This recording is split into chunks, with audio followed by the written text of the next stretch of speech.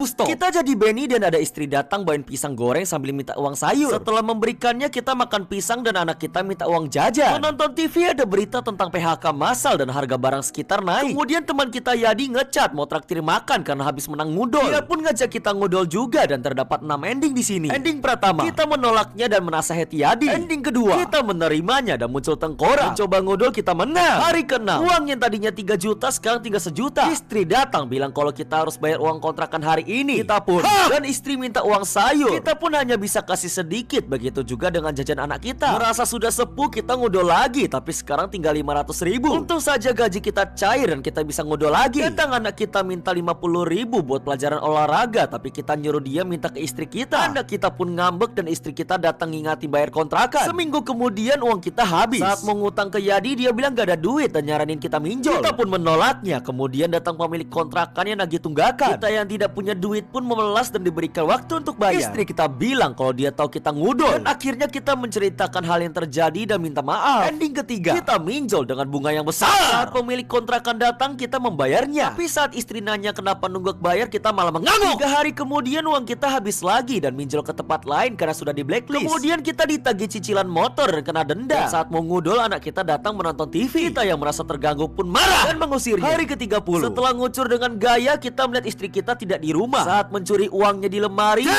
kita keciduk anak dan dia minta uang jajan. Lalu saat istri pulang, dia bilang kalau uangnya hilang dan kita pun dicepuin sama anak kita. Kita pun langsung marah dan menampar istri. Hari 103, kita menjadi istri dan muka kita bonyol. Kita pun ingin kabur sama anak dan segera mengemas barang dan berharap kalau ada yang minjami uang kita buat hidup baru. Balik ke Benny, kita dipecat karena maling dan rumah terlihat kosong. Hutang kita 120 juta.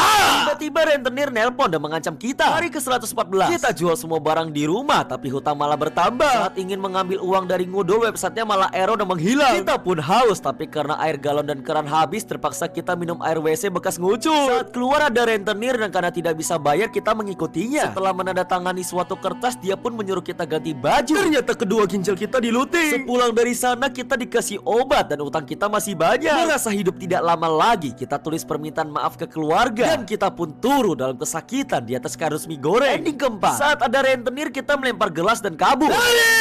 Jangan mendekat!